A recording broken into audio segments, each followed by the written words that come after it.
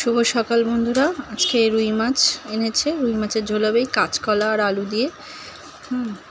তো এই কড়াই তেল গরম করছি, নুন হলুদ মাখিয়ে মাছটা হলুদ মাখিয়ে নিচ্ছি, নুন মাখিয়ে রেখে দিয়েছিলাম অনেকক্ষণ।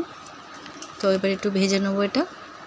আর ওদিকে আমি শুদ্ধ কড়াইতে একটু তেল দিয়ে কাঁচকলার আলুটা ভেজে নেবো, আর কিচ্ছু না, শুদ্ধ ভেজে নিয়ে মাছগুলো দিয়ে দিচ্ছি।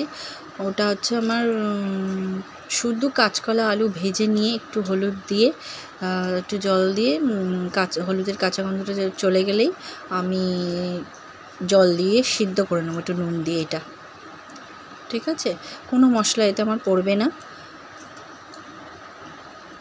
এটা ভাজা ভাজা হয়ে গেলে একটুখানি হলুদ দেবো, হলুদ দিয়ে একটু কাঁচা গন্ধটা বেরিয়ে গেলে আমি জল দিয়ে, দেখো মাছটা উল্টে নিয়েছি, একটা বাকি আছে, এটা অর্ধেক ঝাল হবে। আর এটা আমি জল ঢেলে দিয়েছি, জলটা দিয়ে একটু সিদ্ধ হয়ে গেলেই আমি 5 ফোড়ন, আর এই যে সিদ্ধও হয়ে গেছে কাঁচকলা আলুটা, আর এই মাছও আমার ভাজা কমপ্লিট হয়ে গেছে। এদিকে আমি ঝাল বসাবো মাছটা আলু পেঁয়াজ আর ক্যাপসিকাম টমেটো দিয়ে। আর এই যে ঝোলটা আমি নামিয়ে নিচ্ছি। এবার আমি কড়াতে একটু শুধু তেল, 5 ফোড়ন আর পেঁয়াজ, এই 3টে জিনিস এই তেলের মধ্যে 5 ফোড়ন আর পেঁয়াজ দিয়ে আমি ভেজে আমি ঝোলটা ঢেলে দেবো, কোনো মশলা পড়বে না। ঠিক আছে, এই গরমে এটাই ঠিক আছে। আমাদের তো খুব ভালো লাগে, তোমরাও একবার খেয়ে দেখতে পারো। কোনো তেল মশলা বেশি নেই, কোনো রিচ হবে না, খেতেও ভালো লাগে। মাছটা দিয়ে এবার দিয়ে আমি ফুটিয়ে নেবো। পেঁয়াজটা 5 ফোড়নটা ভাজা হয়ে গেলে আমি ঝোলটা তুলে দেবো, তার সাথে মাছটাও দিয়ে দেবো। একটু 5 মিনিট রাখবো চাপা দিয়ে, যাতে মাছটা ভালো করে ওর মধ্যে ফুটে যায় ঝোলের মধ্যে। আর তোমরা এইভাবে নামিয়ে একটুখানি খেয়ে দেখো, খুব ভালো লাগে, আমাদের তো খুব ভালো লাগে। কোনো রিচ নেই, নেই, খুব খুব ভালো হয় খেতে। আর এইদিকে আমি একটু ঝাল করব মাছের।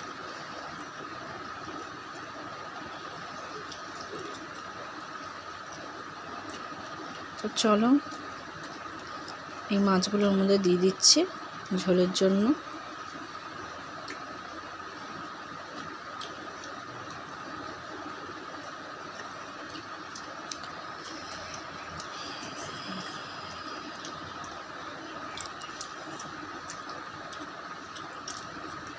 মাছগুলোও ভাজা হয়ে গেছে, এপাশে এগুলো তুলে নিলাম।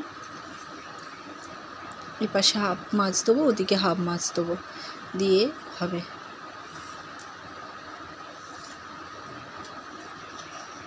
তো চলো, এটা ভাজা হয়ে গেছে, এবার এটা আমি তুলে দেবো। এর মধ্যে মাছের ঝাল হবে, মাছগুলো সব ভাজা হয়ে গেছে বলে আমি পেঁয়াজ দিয়ে দিচ্ছি, আর আলু ক্যাপসিকাম টমেটো সবই দিয়ে দেবো। দিয়ে একটু নুন দিয়ে হালকা ভাজে নিয়ে একটু কাশ্মীরি লঙ্কা গুঁড়ো আর হলুদ দিয়ে জল দিয়ে একটুখানি এটা করে নেবো, মানে হলুদের গন্ধটা যাতে চলে যায়,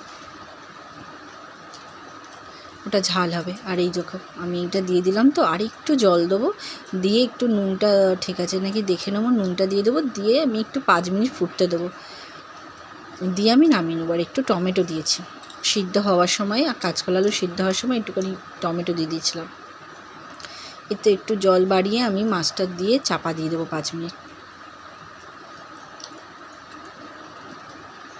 তো দেখো, এটা আমার আলু পেঁয়াজ ও হলুদ ফলুদ সব দেওয়া হয়ে গেছে, ভাজাও হয়ে গেছে। একটু জল দেবো, দিয়ে একটুখানি কাঁচা গন্ধটা হয়ে গেলে আমি একটু জল দিয়ে নুন দিয়ে সিদ্ধ করে দেবো। এটাও বেশি রিচ করছি না, হালকাই ঝাল করব। এই দেখো, জল দিয়ে একটু ফুটতে দিয়ে আর একটুখানি হয়ে গেলে আমি এবার নামিয়ে নেবো। হয়ে গেছে, নামিয়ে নেবো। এটা একটুখানি জল দিয়ে সিদ্ধ করতে দিয়ে দেবো। আজকের আমার হালকা রান্না, মাছের ঝোলটাও খুব একটা রিচ করিনি, আর মাছের ঝালটাও আজকে রিচ করিনি। ঠিক আছে, তোমরা এইভাবে খেতে পারো। ক্যাপসিকাম দেবে তরকারিতে, দেখবে ঝালটা খুব ভালো লাগে, খুব মানে এটাও আসেই। দেখো আমার ঝোল কমপ্লিট। তো আজকে আমার ঝোলটা কেমন লেগেছে অতি অবশ্যই কমেন্ট করে জানিও।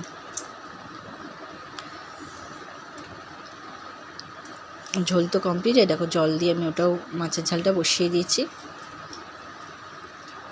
আর একটা মাছের ঝাল হয় পেঁয়াজ টমেটো দিয়ে শুধু, তো আজকে আমি একটু আলু দিয়েই করেছি, ওটাও একদিন আমি তোমাদের দেখাবো। এই দেখো আমার মাছের ঝালটাও কমপ্লিট। টাটা।